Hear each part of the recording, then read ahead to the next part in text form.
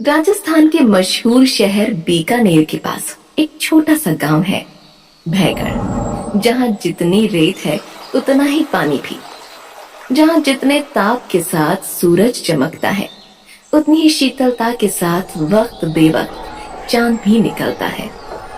उस गांव की आबादी सिर्फ 50 लोगों की है। सुंदर, सजीले, डरे हुए लोग, बड़े, बूढ़े, जवान, बच्चे, सब के सब एक डर की वजह से इस गांव में रहते हैं। वो यहाँ से जा नहीं सकते। अगर उन्होंने इस गांव को छोड़ने या यहाँ से कदम बाहर रखने की कोशिश की तो इस गांव में उनके साथ बसने वाली 100 प्रेत आत्माएं गांव की सीमा पर ही उनका गला काट कर उनका खून पी जाएंगी। और ये 100 प्रेत आत्माएं किसी गली, घर, कूचे या बरसाती में नहीं रहती। ये सब आत्माएं इस गांव में रहने वाली 18 साल की लड़की श्रावणी में बसती हैं। श्रावणी गांव की एक छोटी सी परचून की दुकान चलाने वाले केशव काका की बेटी। श्रावणी को देखकर किसी को यकीन ही नहीं होगा कि ये शांत, सौम्य और नाजुक सी दिखने वाली लड़की किसी आत्मा के वश में हो सकती है। बातचीत में, हंसने बोलने में, अपनी रोज की दिनचर्या में वो एक सामान्य लड़की है। और उसकी वजह ये है कि उन 100 प्रेत आत्माओं ने श्रावणी को वश में नहीं कर रखा। वो बस उसके जीवित शरीर का इस्तेमाल अपनी बात कहने और अपने अधूरे काम पूरे करने के लिए करती हैं। गांव का हर इंसान हर वक्त इसी डर से घिरा रहता है कि पता नहीं श्रावणी के अंदर कब कौन सी आत्मा जाग जाए और क्या कह दे, क्या कर दे। इसलिए जब 10 साल की उम्र में श्रावणी के अंदर से एक 34 साल के आदमी की रो रो कर आवाज आई थी और उसने गांव वालों को चेतावनी दी थी कि अगर इस गांव से श्रावणी या गांव का कोई भी इंसान अपने निर्धारित प्राकृतिक मृत्यु से पहले निकलने की कोशिश करेगा तो इस बच्ची के अंदर समाई 100 आत्माएं उसका खून पी जाएंगी। आज इस बात को 8 साल बीत चुके हैं। न श्रावणी को पता है और न केशव को कि ये 100 आत्माएं कौन है, श्रावणी में क्यों बसती हैं, किसी गांव वाले को बाहर क्यों नहीं निकलने देती, समय समय पर अपने गुस्से से गांव पर मुसीबत क्यों लेकर आती हैं। आज भी कुछ वैसा ही मनहूस दिन है। भयगढ़ के मुखिया चंदन लाल के यहाँ पोता पैदा हुआ है।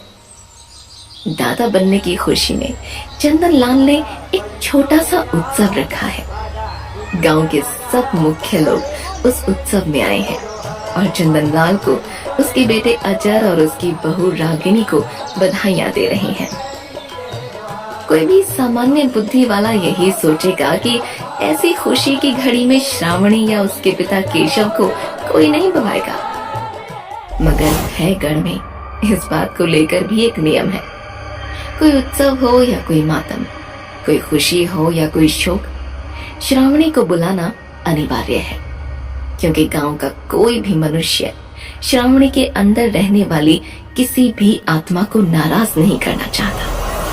इसलिए कुछ ही देर में एक लाल रंग का घाघरा चोली पहने, हाथों में रसगुल्लों की एक छोटी सी मटकी लिए लहराती खिलखिलाती श्रावणी, जैसे उसके अंदर रहने वाली आत्माओं द्वारा किया गया कोई भी बर्ताव या कांड याद नहीं रहता था, वो अपने पिता के साथ उत्सव में आ गई। उसे देखकर लोग ठिठक गए, मगर श्रावणी को कुछ कहना या उसका अपमान करना मृत्यु को न्योता देने के बराबर था। इसलिए भयगढ़ के सब लोग श्रावणी से न चाहते हुए भी सामान्य व्यवहार करने की कोशिश करते थे।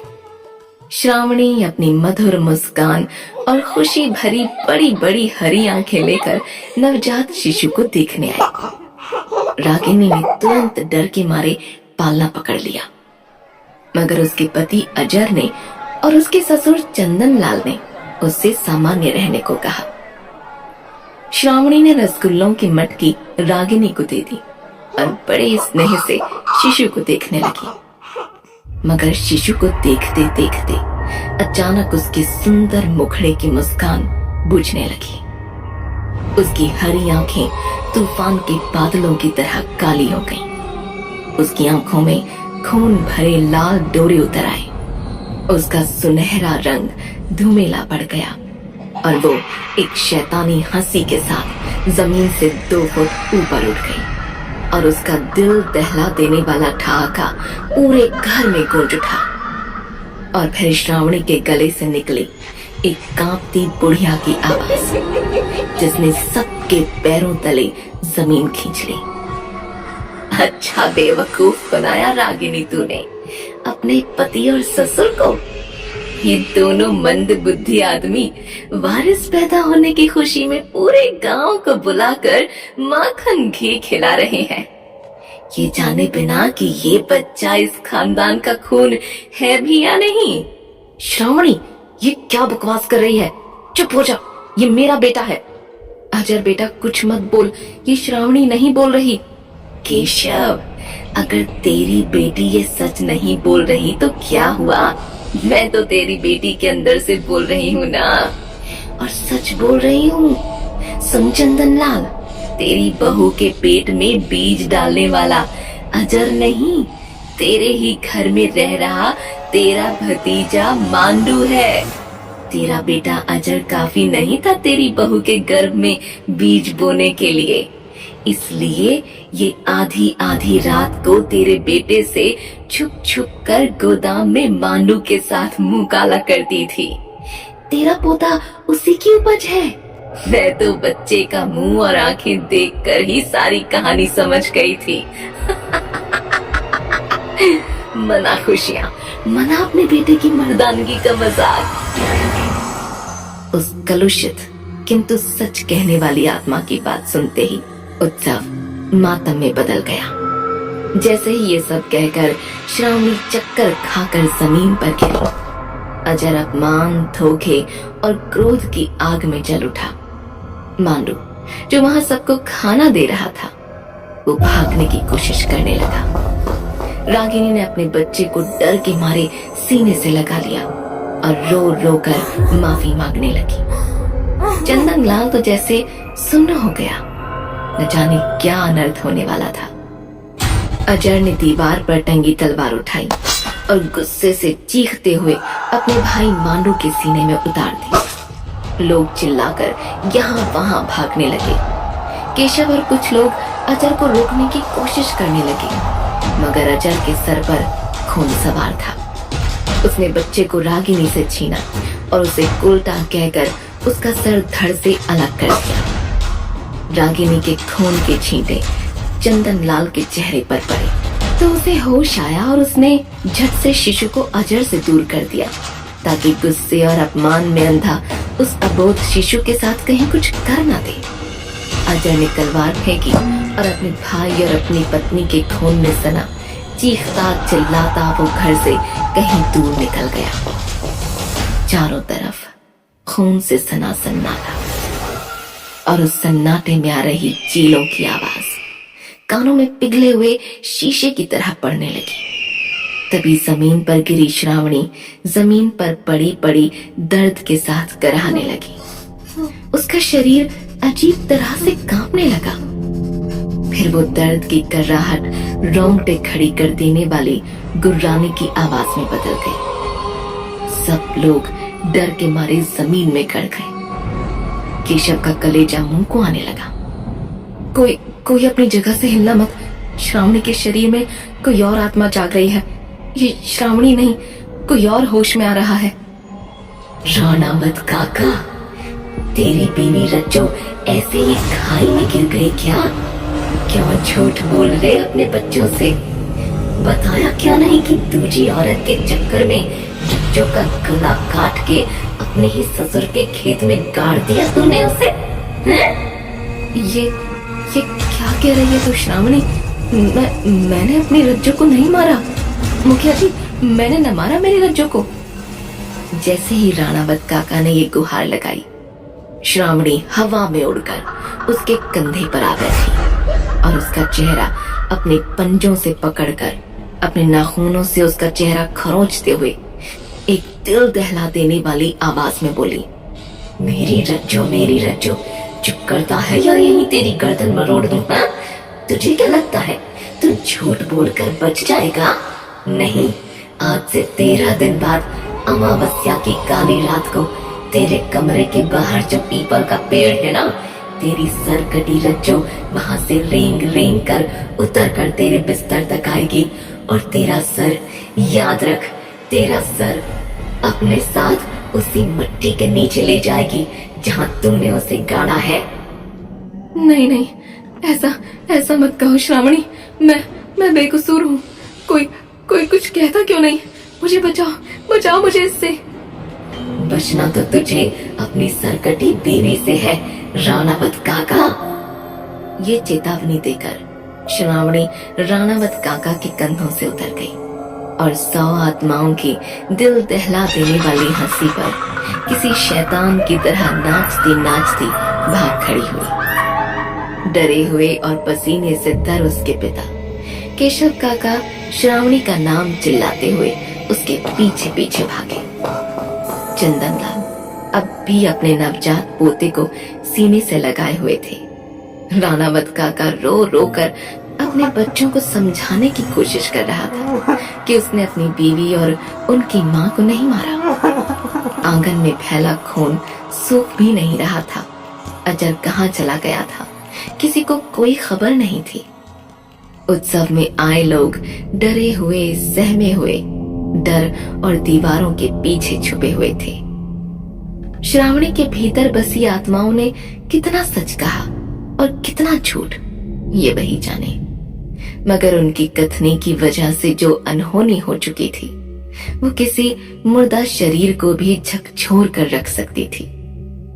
चंदनलाल ने अपने आसपास का मंजर देखा और न जाने किस मानसिक स्थिति में अपने एक सहमे हुए नौकर वसु से कहा कि गाड़ी निकाले।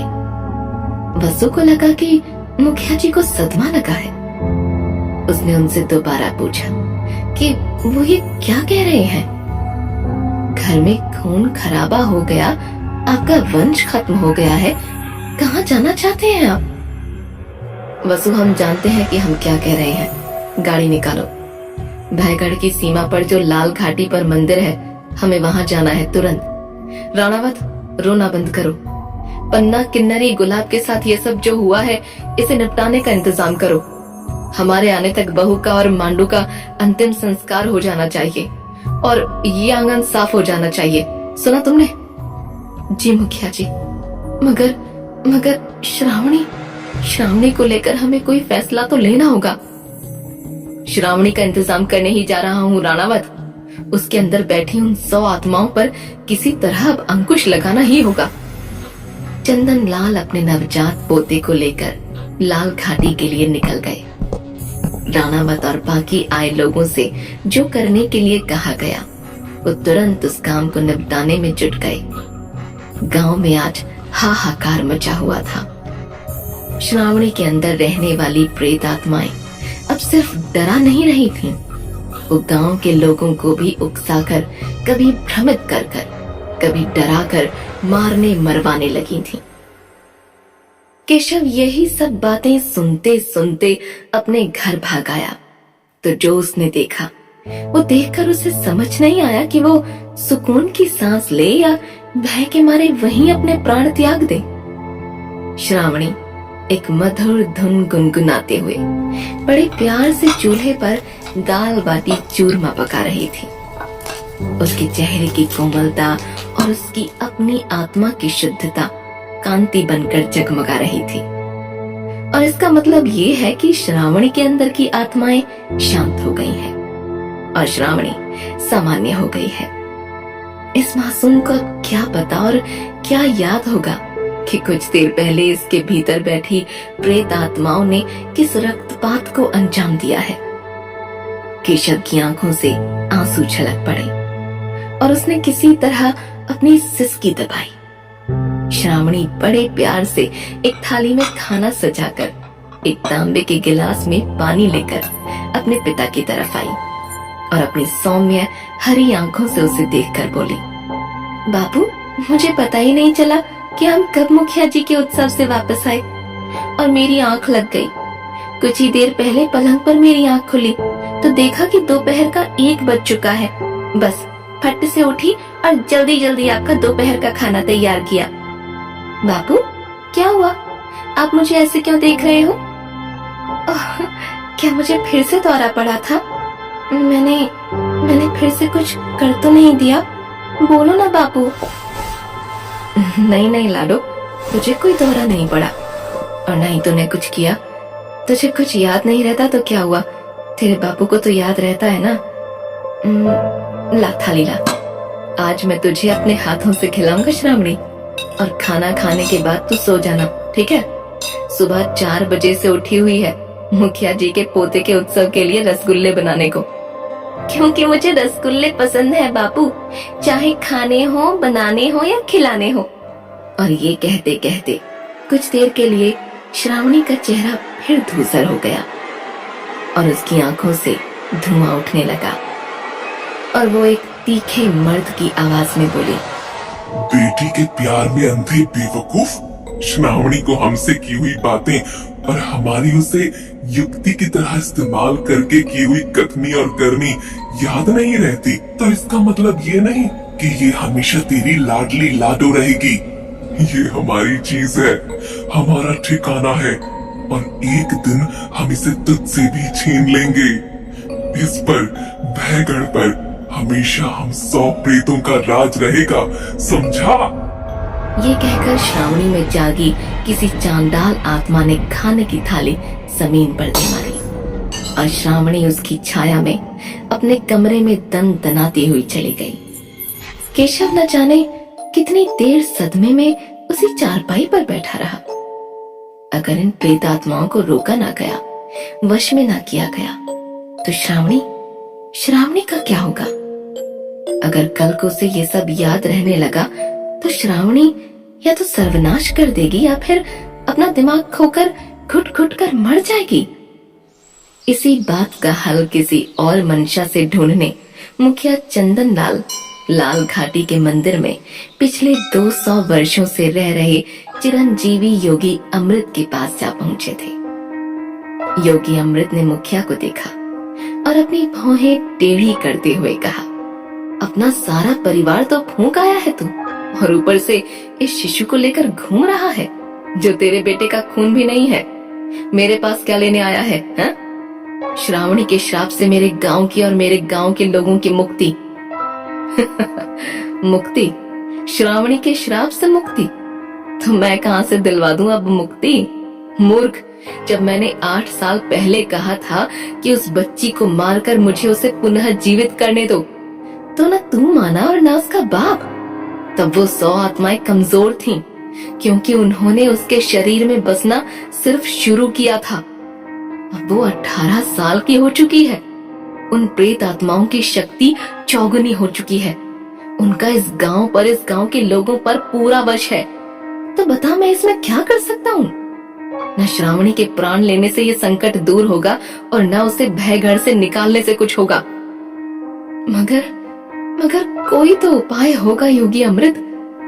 भयगढ़ के लोग डर के मारे हार मान चुके हैं। केशव अपनी बेटी के प्यार में अंधा है, लेकिन मैं और सर्वनाश का इंतजार नहीं कर सकता। जो बचा सकता हूँ बचाना चाहता हूँ, इसलिए कोई उपाय तो बताइए। बता तो दूंगा, मगर क्या श्रावणी का बाप वो उपाय मानने को तैयार होगा? बहुत बड़ा त्याग करना होगा उसे। इतने साल केशव का अपनी बेटी के लिए जो प्रेम है, उसकी वजह से मैं चुप रहा, मगर आज मेरी आंखें खुल गई हैं। आप जो कहेंगे वही होगा। तो ठीक है, ले चल मुझे केशव और श्रावणी के पास। मगर वहां जाने से पहले मुझे इस गांव की सीमा पर खड़े होकर पास के गांव हुकुमपुर में किसी को आवाज लगानी होगी। हुकुमपुर में किसी को आवाज लगानी है? योगी अमृत, 10 कोस तक का तो जंगल है, आपकी आवाज कैसे पहुंचेगी किसी तक? मेरी आवाज उस तक जरूर पहुंचेगी जो भयगढ़ को इस संकट से निकाल सकता है। अब कैसे पहुंचेगी और वो कौन है, ये सब पूछकर तू मुझे परेशान मत कर। ये कहकर योगी अमृत अपने आसन से उठे, सीमा के छोर तक गए और हुकुमपुर के जंगल की तरफ देखते हुए एक अजीब सी बात एक कविता की तरह कही। सज धज कर तेरे संग तेरी दुल्हन 300 साल बाद जाएगी, अधूरी रह गई थी जो तेरी कहानी, ये लाल रानी उस कहानी को पूरा कर तेरी किस्मत का सूरज चमकाएगी। योगी अमृत के ये कहते ही पूरे जंगल में एक धीमी मगर रोंगटे खड़े कर देने वाली हवा चली। चंदन लाल को ऐसा लगा कि जैसे कोई 10 कोस की दूरी तय करके उनके सामने आकर खड़ा हो गया है, मगर ये सिर्फ चंदन लाल का भ्रम था। योगी अमृत ने चंदन लाल से जल्दी से केशव के घर चलने के लिए कहा। उन्होंने जैसा कहा वैसा ही किया गया। करीब 2 घंटों के अंदर गांव के प्रमुख लोगों को इकट्ठा करके चंदन लाल योगी अमृत के साथ केशव के घर आ थमके। जोर जोर से उसका दरवाजा खटखटाया और करीब 2 मिनट के बाद केशव ने दरवाजा खोला और योगी अमृत को देखकर वो बहुत चक्का रह गया। वो उन्हें गांव के अंदर 8 साल बाद देख रहा था। वो घबराकर उनके पैरों में गिर पड़ा। योगी अमृत, मेरी बेटी बेकसूर है, वो जो करती है उस पर उसका बस नहीं है। वो आत्माएं उसका इस्तेमाल कर रही हैं। मेरी बच्ची को कुछ मत कीजिएगा। मुखिया जी, मैं आपसे भीख मांगता हूँ, मेरी श्रावणी को कुछ मत करना। हम लोग तेरी श्रावणी को कोई सजा देने नहीं आए और न ही उसे मारने आए हैं। केशव, तू भी जानता है कि उन 100 प्रेत आत्माओं के कारण उसे मारा नहीं जा सकता। हम बस इस मुसीबत का हल लेकर आए हैं जो तुझे मानना ही होगा। हल? कैसा हल? उन आत्माओं को वश में करने का कैसा हल योगी अमृत? अगली पूर्णिमा को तुझे श्रावणी की शादी करनी होगी, वो भी उस पुरुष से जो उसका सच जानता हो और उसे खुशी खुशी अपना ले। शादी? श्रावणी का सच जानते हुए? योगी अमृत, ये आप क्या कह रहे हैं? ऐसी लड़की से कौन शादी करेगा जिसके अंदर 100 प्रेत आत्माओं का वास हो? तभी भीड़ में से एक रौबीली आवाज आई। हम करेंगे श्रावणी से शादी। योगी अमृत मुस्कुराए और तभी भीड़ को चीरता हुआ एक सजीला, सुंदर और रौबदार व्यक्तित्व वाला पुरुष केशव के सामने आकर खड़ा हो गया। 6 फुट 2 इंच का कद, गठा हुआ सुंदर सीधा शरीर, भूरी आंखें, बड़े घराने के कपड़े और दाहिने कान में सोने की बाली। आप मेरी बेटी से शादी करेंगे? पर आप हैं कौन? आप जानते हैं ना कि मेरी श्रावणी पर 100 प्रेत आत्माओं का साया है। हम हुकुमपुर के बड़े हुकुम के बेटे राय बहादुर तेज प्रताप हैं। हम श्रावणी के बारे में सब जानते हैं और हम उसी से शादी करेंगे। मगर क्यों? आपकी जान ले सकती है वो। ये सब आप क्यों कर रहे हैं? योगी अमृत, ये सब क्या हो रहा है? कौन है ये आदमी? हम वही हैं जो आपकी बेटी का भविष्य बदलेंगे और भयगढ़ की रक्षा करेंगे। रास्ते से हटिए ससुर जी, आपकी बेटी को मनाना है। योगी अमृत ने केशव को इशारा किया और एक बौखलाए हुए केशव ने रास्ता छोड़ दिया। चंदन लाल का तो सर घूम गया था। ये सजीला नौजवान वही था जिसे योगी अमृत ने वो अजीब सी कविता गाकर 10 कोस से आवाज दी थी और जंगल सिहर उठा था। कौन है ये राय बहादुर? इन सब सवालों को नजरअंदाज करते हुए राय बहादुर घर के अंदर आया और उसने देखा कि श्रावणी हवा में उल्टी लटकी हुई है। उसे लाल आंखों से घूर रही है और उसके अंदर की 100 आवाजें चीख उठी। पूरा गांव चीख चिल्लाकर तितर बितर हो गया। राय बहादुर, तेरी इतनी हिम्मत कि तू हमारे पास फिर लौट आया? हम तुझे श्रावणी से कभी शादी नहीं करने देंगे। शादी तो हम श्रावणी से करेंगे और तुम सबको अपने साथ लेकर जाएंगे। रोक सकते हो तो रोक कर दिखा दो। हम तेरा खून पी जाएंगे, तू कभी श्रावणी से शादी नहीं कर सकेगा। श्रावणी के अंदर की आत्माएं अपना आपा खो चुकी थी। और उन्होंने श्रावणी को हवा में किसी पहिए की तरह तेजी से घुमाना शुरू कर दिया और फिर चूल्हे के पास रखा खंजर उठाया और श्रावणी को पूरी ताकत के साथ राय बहादुर की तरफ फेंक दिया और श्रावणी ने वो खंजर राय बहादुर के सीने में उतार दिया। नहीं राय बहादुर, ये क्या अनर्थ कर दिया तूने श्रावणी। राय बहादुर अपने ही खून में गिर गए और उनके शरीर पर पैर रखकर गुस्से में पागल हो चुकी श्रावणी खंजर लेकर योगी अमृत और अपने पिता की तरफ लगी। क्या श्रावणी अपने अंदर बैठी 100 प्रेतात्माओं की छाया में आकर अपने ही पिता केशव और योगी अमृत को मार देगी? क्या राय बहादुर मौत से लौटकर श्रावणी से शादी करने का संकल्प पूरा करेंगे? क्या श्रावणी उसके अंदर बसी हुई 100 प्रेतात्माएं राय बहादुर और उनकी श्रावणी से शादी करने की जिद, इन सब घटनाओं के बीच के संबंध पर से राज का पर्दा उठ पाएगा?